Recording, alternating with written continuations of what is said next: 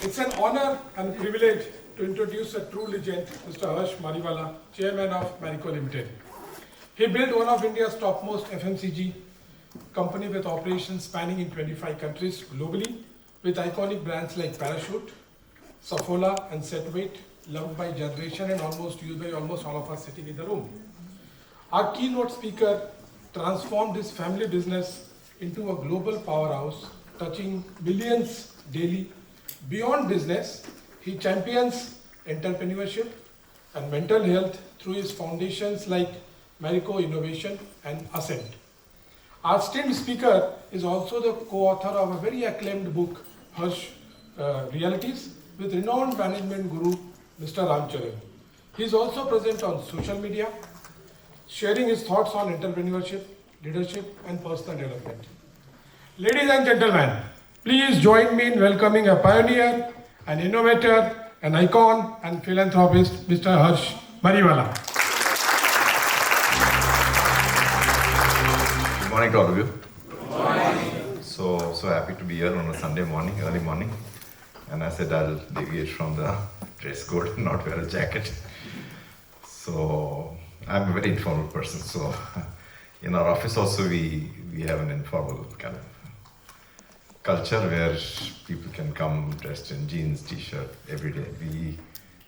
We are not into B2B selling or anything like that, so we don't need to create impressions to other clients because we ultimately sell our products to the households through our distribution channels. So everybody comes in informally. And also in the organization, it's very, I would say it's very open, very informal. Everybody calls me by first name. There are no organizational boundaries, hierarchies. If anybody wants to talk to any other function, they can just contact them directly rather than going through an organizational route. And I think the whole objective is to create that high degree of openness. So I was just asking, is there a functional bias in this group? And I was told that it comprises of all the functions. Is that right? Yeah. So maybe I'll talk a little bit about what is required to succeed in business based on my experiences. And after that, I'll go into culture building. How do you create a culture of innovation? And then I'll talk a little bit about CXOs and what role can they play and what should they be doing. So I think, is that okay? Yeah. So I started my journey at a very young age. And I'm not an MBA, I'm just a commerce graduate, okay? But because I had not studied, I had the desire to learn. And as the business grew virtually from scratch, and we needed to employ good talent, MBAs, chartered accountants, all the more reason for me to improve my basic competencies in managing a business. I was not that bright to get into a management school, but in a way that's worked out well for me because of the fact that I was not able to get into that school. I made extra effort to learn, and that effort still continues. I think what I want to say is that learning is a lifelong journey, and there is no end to it.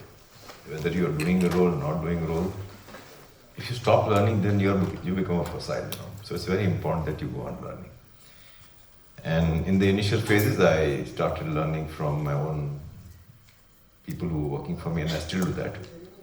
I think a lot of learning comes from talent within the organization, But you have to be open to learning, If you say that I'm superior compared to others, then they will stop telling you. So I think it's very important to create that environment where one can learn. And I've learned from workmen at the factory level also. If you show that you want to learn, you go on asking what is new, what is different, how can I improve, give me feedback, then you can go on learning all the time, And many times, when it comes to giving feedback, people, they may say something to you.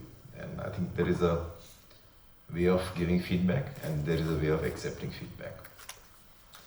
So when it comes to giving feedback, we believe in using I language. So suppose if I have to say something to you, if I was you, I would do something like that. So you take the onus on you rather than saying you should do like that. It's a big, just a one word twist, but it has a big impact. So the word I plays a very important role. And then you have to say something constructive, in feedback. You can't say you're useless or you're not good. That's criticizing. You want to critique. You want to say that how can you improve? So there's again a difference between criticizing and critique. So I think that's how feedback should be given. And on the other side, if you're giving me feedback and if I ignore that feedback or I just take it very lightly and I'm not interested, then you will stop giving me feedback. So even though I may not be agreeing with your feedback, if I tell you that thank you for giving me feedback, I don't agree for these reasons, but you continue giving me feedback, you will come back to me again. If I ignore you something, you will say, forget it, you're not interested in my views, so I'm going to stop giving feedback. So it's very important how to give feedback, how to receive feedback, what should be the reaction. So I'll go back to my own journey in terms of building this business, and if I had to identify what worked for Marico, I would say that innovation has been the biggest, reason for discontinuous growth. So when we were stagnating in our market share for Parachute when we launched, we had 0% market share, then we went 15% because of distribution, and then we innovated in the area of packaging, and then we became market leaders, about 50% market share in a very large category. It's a very large category. It's like everybody's used coconut oil in India and every age. So we sell something like within India and outside India also. Our biggest market outside India is Bangladesh. We sell something like 7 crore bottles every month. So all that happened because of innovation, and then we've gone on improving brand, reinforcing the brand. So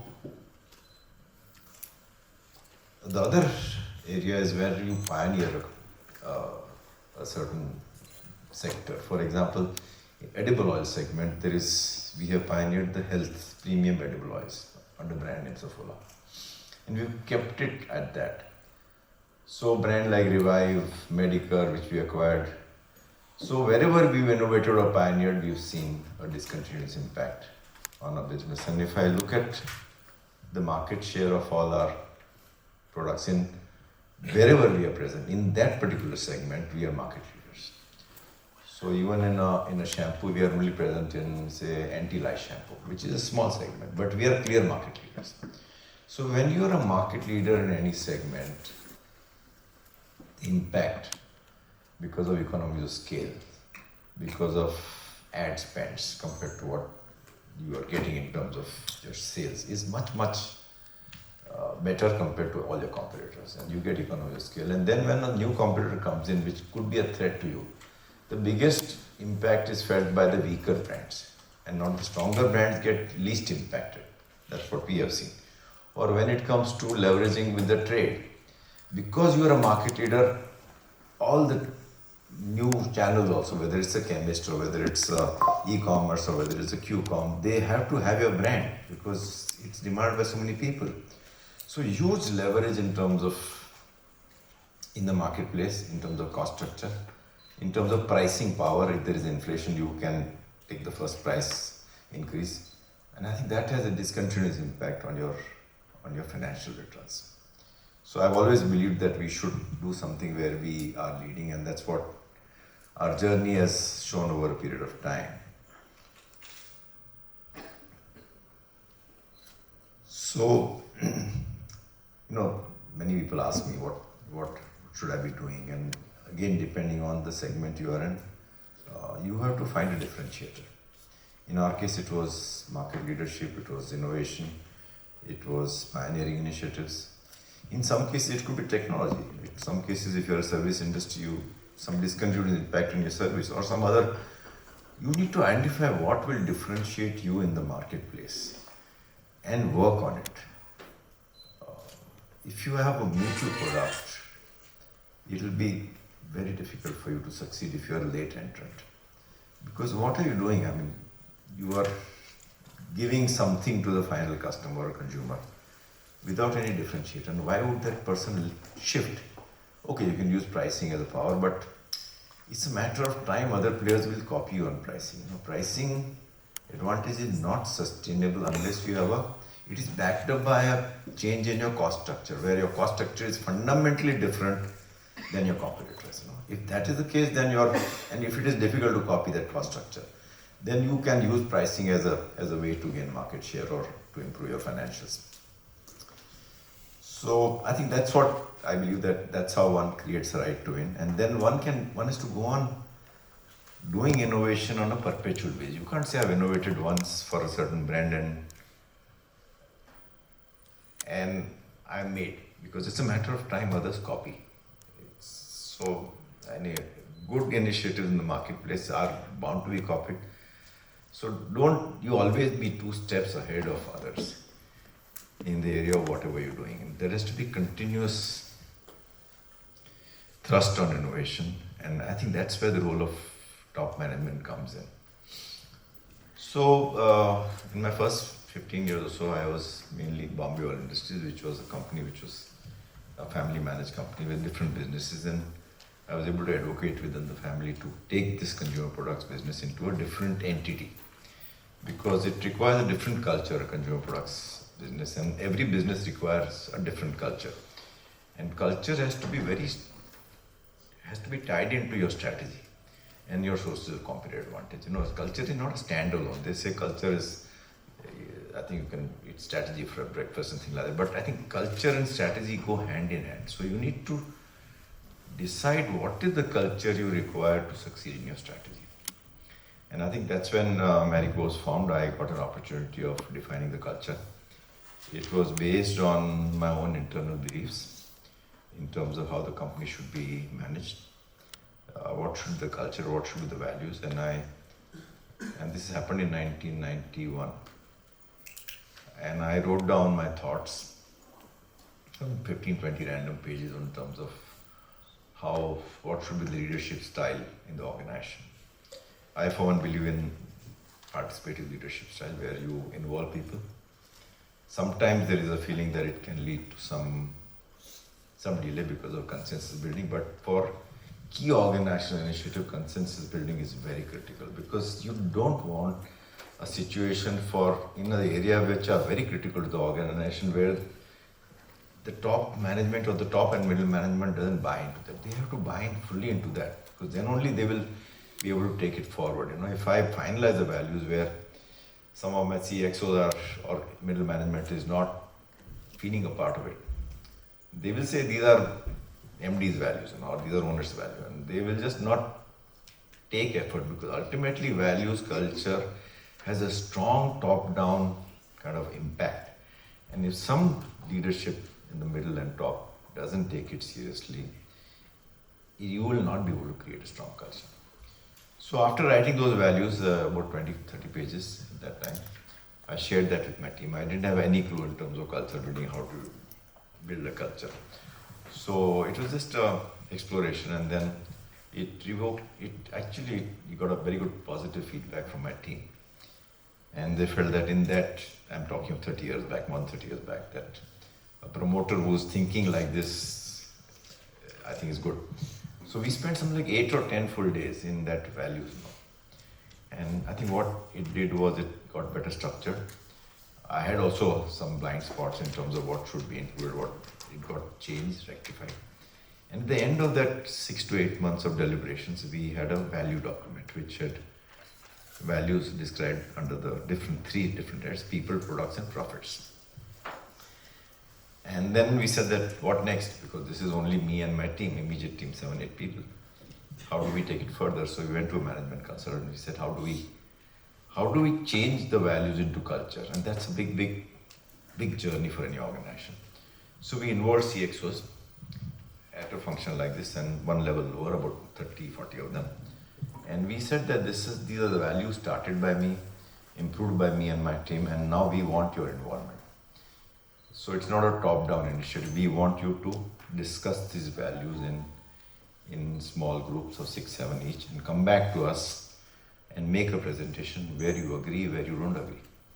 So at the end of that 2 days, we had 2 things. One is all of them were involved. So involvement leads to commitment. And they were fully committed because they were involved in this journey, and it was not a top-down kind of a thing that you have to do it, And more importantly, we also asked them for, if these were the values, what are you seeing in the organization today? Where are the gaps? Where do we need to improve upon? So we had lots and lots of suggestions in terms of we need to do this, these are the values, then you create a culture. We had a whole host of suggestions. And after that, what did we do? We actually went to all our corporate locations. We had sales offices in 4 regions, international business, our factories.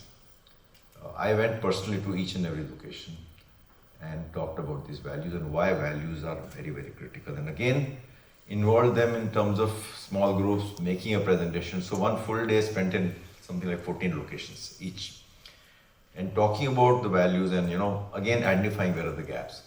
So at the end of those deliberations, we had some 200, 300 suggestions to improve on our values and culture. And for next 2 to 3 years, I would personally monitor that with my team every month in terms of prioritizing those values, what do we need to do, and just working on it regularly. So I think values, when practiced on a regular basis by the top middle management, it leads to certain behaviors within the organization, and that's how you build a strong culture. So what is our culture? Our culture is very open. I mentioned in my beginning that we were going to a new office, so people could see each other. People can approach directly at whatever level, cross-functionally. There is no, if somebody wants to meet me, they can meet me directly, contact me directly, no need to go through my secretary and things like that. So, and then we had what we call relationship reviews, where every boss and the team would meet once in 2 years, go out to an external location. Because in a day-to-day pressure kind of environment, you may not have the right environment to give feedback. So this is again helped by the external facilitator. Just to bring that openness, what I like about you, what I don't like about you. And it is not only to me, but at a peer level also, So basically bonding and bringing in openness. And I've got some feedback which is so, sometimes it hits you very hard, but it's okay. If you want to create an open environment, you have to be ready to take that feedback, We have an open house in the organization every year at what we call organization communication exercise. We share a lot of information with all our members, including our workmen, in terms of what we are doing, what did we do well last year, what are our plans for next year, what is the competitive environment, and then there are awards, values awards, innovation awards.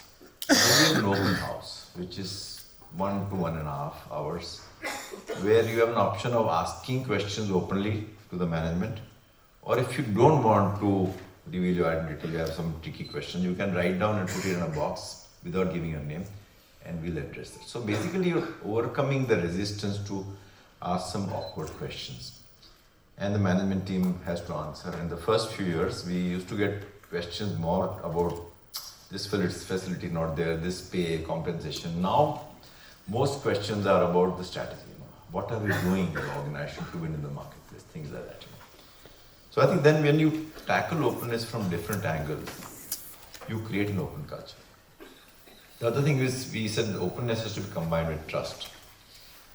So how do you create trust within the organization? So from 1991 onwards, we've done away with the muster in the organization. We've done away with sick leave, casual leave. If you're sick, we trust you. You can take leave. We've done away with authorization of expenditure. If you incur any expense on behalf of the company, you don't need to go to your boss. You can self-authorize yourself. So these are strong signals you are giving to people that the organization is trusting you. And you want to create trust between individuals, because when you have openness and trust, the dialogue is much more. And for innovation to succeed, it doesn't happen in R&D lab. Innovation happens across the organization, across functions. So I think we want individuals who have some idea but don't know how to execute their idea to discuss that with their colleague who can help them. And that can only happen if you have an open and a trusting culture. So, how do you drive innovation was a bigger challenge. So we said that we will go into a structure which is very flat structure, where the number of levels between the top and the bottom will be minimal. But for that to succeed, you need very good quality talent. If the number of levels are minimal, then automatically the top management will be forced to empower and delegate. So we believe a lot in empowerment, but you have to empower, delegate, and not abdicate. If you delegate, that means you're equally responsible for what's happening in what one of your colleagues. So if you have very good talent, which is ideally better than you, and I always believe that you should, whenever there is a vacancy, you should try and improve the quality of talent. It is a continuous process of improving competencies within the organization. I, for one, because I had the security of being, say, the founder, the entrepreneur, I've always believed in taking individuals who are better than me in that functional area. So whether it's a marketing head or technology head or whatever, they have to be better than me and they have to challenge me. I think that's what the challenge is amongst all the CXOs. Can you go on recruiting talent and be secure about yourself? And then go on improving the organizational competency levels. So flat structure, empowerment, and that reduces bureaucracy, that increases agility. And agility is very important in today's environment because things are moving fast. A vaccine which would take about 10 years to develop was developed in 2 years in COVID times. I think that has given a lot of thrust to the agility part. In today's environment, agility is very, very critical. And sometimes perfection and agility don't go hand in hand. So I, for one, believe that if there are some areas, you don't need to be perfect in each and everything you did. Sometimes speed is more important. Perfection is an enemy of good. So I think you have to have the right balance depending on what is the issue. Of course, if you are in airline industry, safety is the most important thing. You can't on that. You have to be excellent. I think every business, in my opinion, has certain sources of competitive advantage. And in our case, which is FMCG, we had a 2-day workshop. Determine what are my sources of competitive advantage. There are certain things in the organization, if I do extraordinarily well, it has a discontinuous impact on my business. So out of that 2-day deliberation with the professor from Michigan, we identified marketing, sales and distribution, new product development, and cost management as these 4 areas. And these 4 areas, the objective is to be the best in class. So based on that identification, we did multiple things. We had a big program on how do you leverage information technology in sales, how do you improve marketing processes. We did a study with Accenture in terms of improving our cost structure. How do you improve competencies in all these 3-4 areas? And in these 3-4 areas, our belief is that we should have the best in class talent and bench them at 90th percentile of the industry if the talent is good. So in terms of compensation, because you want to have good talent and retain them.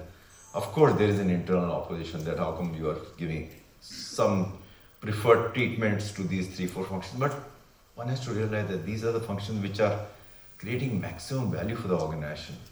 Not to say that you have to neglect other functions. I'm saying others could be benched at 60-70%, but these 2-3 functions, in our case, we have to be best in class. So I'll go back again to the culture building. So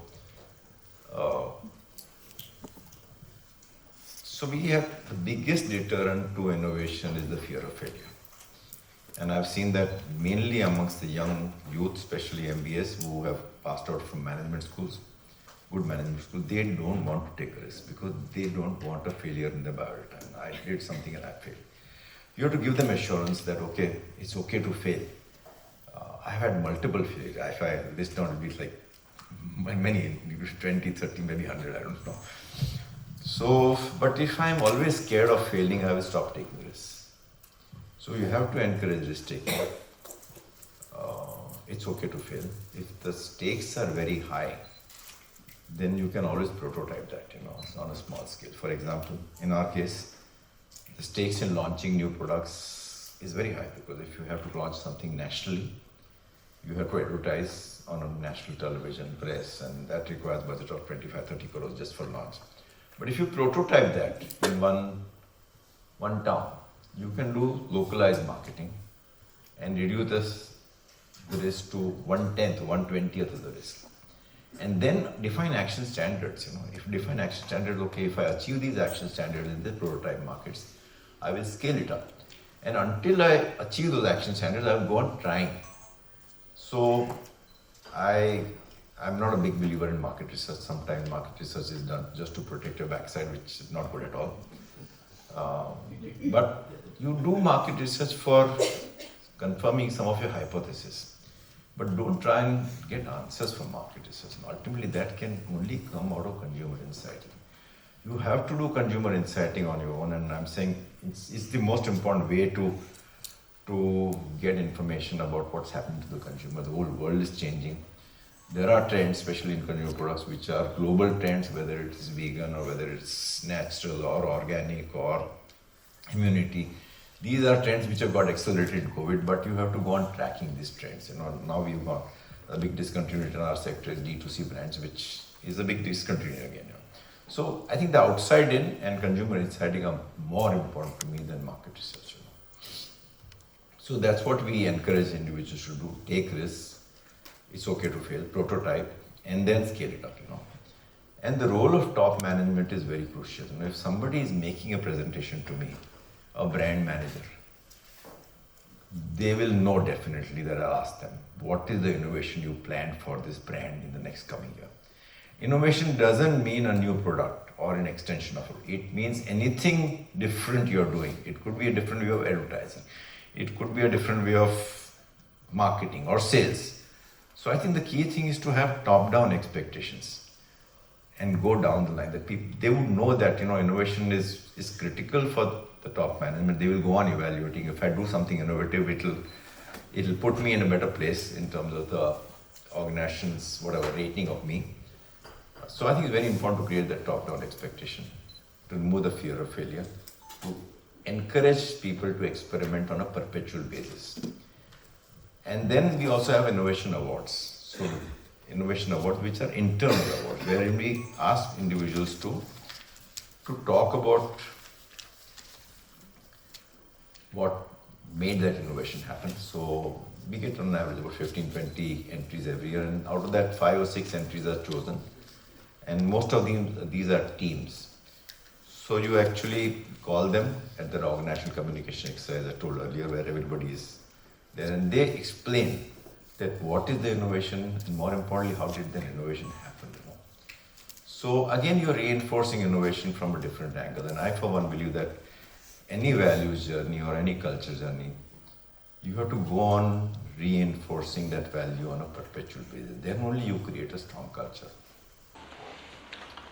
We have values get evaluated at each and every location. So these are again anonymous surveys where HR would do a culture study amongst all the employees, and they would get the results and they would analyze the results, and we would get results across functions, across locations.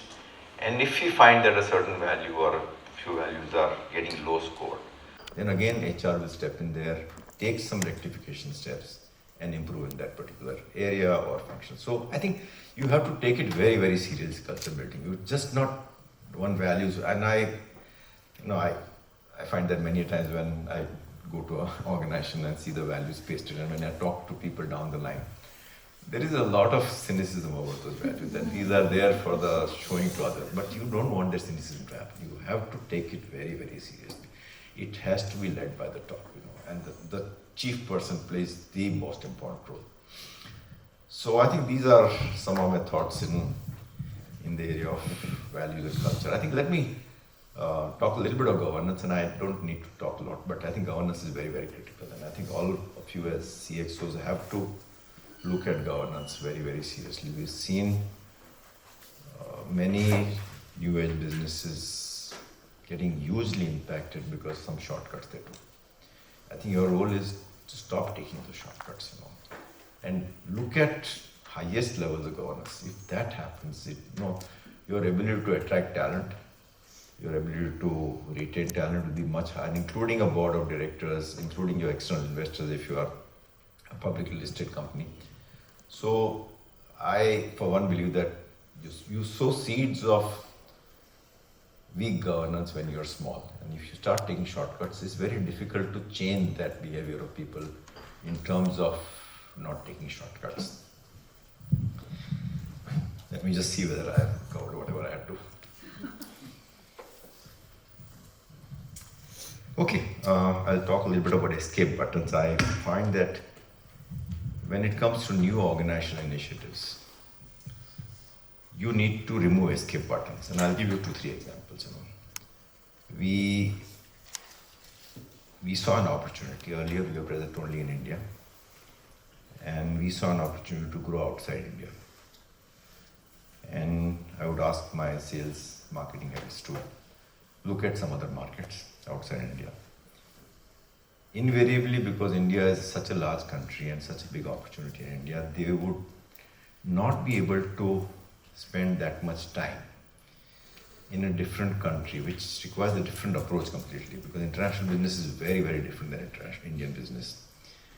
And it would get some attention, but there would be enough escape buttons to say that no, I have to handle the Indian business, there's too many issues there. So until one fine day out of frustration, I said that I don't want you to handle Indian business. I'm appointing a vice president international with a very small international base, but that person's job is only international, nothing else.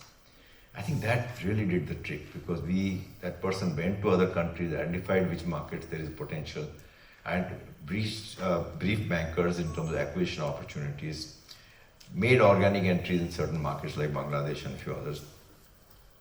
And today, 27% of our business comes out of, which includes almost 3,000 crores, comes out of international business, and that's highly profitable. So I'm saying that improving escape buttons plays a or removing escape buttons. And the same thing happened when it came to a certain, say, functional area, when we had to launch our ERP initiative. I'm talking about 20 years back. Normally, the tendency is to give your functional team to handle a part of their job in ERP. We said no. We want a very good quality team at an external location who would not get disturbed at all. Their whole job, cross-functional team, will be to launch ERP. So we put them into a different location for a period of 9 months. They came back and we had the best ERP implementation. We got some awards from SAP also. But I'm saying again, we removed escape button. So I think for key organizational initiatives, it's important to identify and remove the escape buttons. I think one other thing I wanted to say was, I think all of us have, especially at middle level, 3 hats we are wearing. One is the role we are playing, which is, if I'm a brand manager, I am handling that brand, which is my role hat. Other is my functional hat, which is, I'm part of marketing function. So I have to play that hat. And number 3 is I'm wearing an organizational hat, which is I'm part of this organization. As the level goes up, I think one has to wear more and more of an organizational hat. And that's where all of you come in. If you're CXOs, you have to put yourself into organizational shoes. And I've seen many companies that there are internal squabbles within CXOs, which they want to protect their own turf rather than looking at the organizational interest. To me, organizational interest comes first, and that's what CXOs and the top team has to realize. You can't say that this person is very good, he's attached to me, but I'm not willing to transfer that person to some other functions. The organization will determine what is good. Is it better to transfer that person to some other functions or some location? That is the organizational priority, not your priority. And I think that's where I think CXOs have to realize that they have to look at the organizational interest first, and after that, their own interest. Let me now just sum up. I think on weak performance, I don't need to say, but clearly I have asked many people to go in the past. Those who were relevant at one stage, stop becoming relevant. Again, wearing thumb rule is organizational interest first.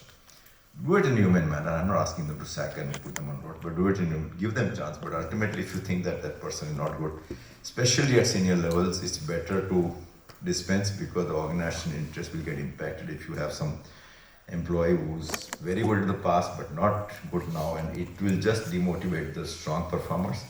The strong performers will leave, then weak performers will continue.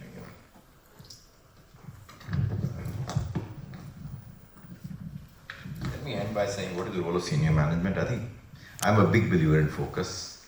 Do a few things but do them well, because focus leads to depth and depth leads to excellence. One has to have strong belief in people. I need not say that. Be open to new ideas. I've shared that. Trust paradigm. Build constructive no-men rather than yes-men. You want constructive no-men in the organization. One has to be willing to experiment and learn from failures. And agility is very important. You don't want a situation where you want to go into analysis paralysis, And ultimately, be a role model. You have to walk the talk. Identify what is relevant for business success. Prioritize and then delegate. And get the right people on board and place them in roles which are based on their strengths. So these are some of my thoughts. I hope that was.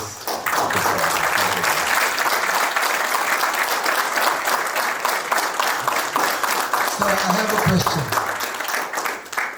Growing up 50 years ago, we were seeing Saffola ads, a kind-hearted oil.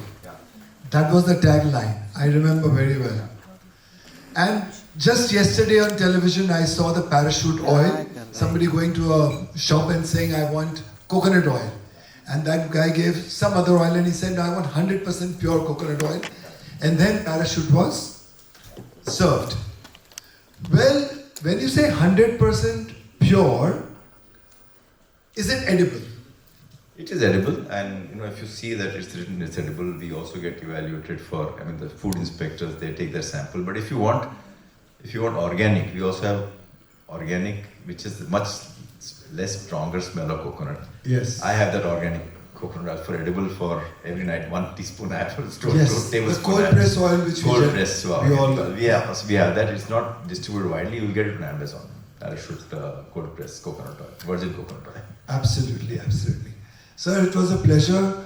Rather than listening to management gurus, you are one of the management learners who's still learning every day, and that's the biggest guru. Thank you so much. Thank you so much, sir, for sharing your insights. I hope all of us in the room agree that this experience is something which we will not get from ChatGPT or any of the AI tools in the digital world. Yes? Yeah. Okay. With this, I call upon Hiren to give the vote of thanks to sir.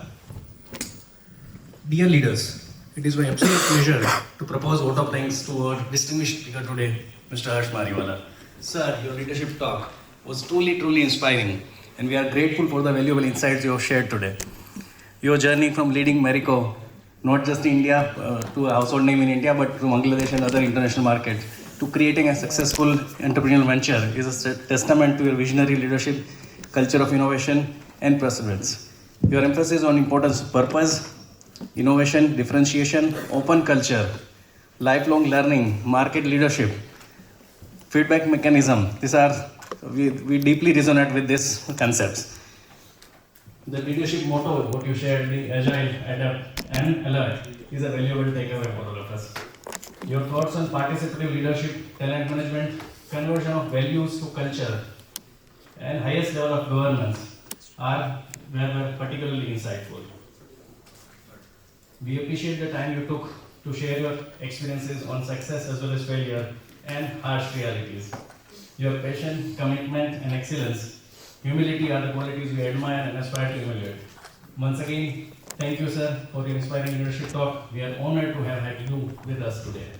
Friends, please join me in thanking Mr. Harsh Mariwala with a huge round of applause.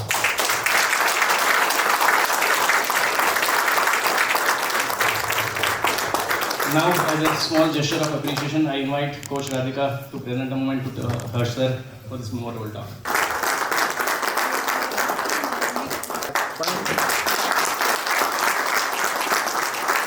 Thank you so much.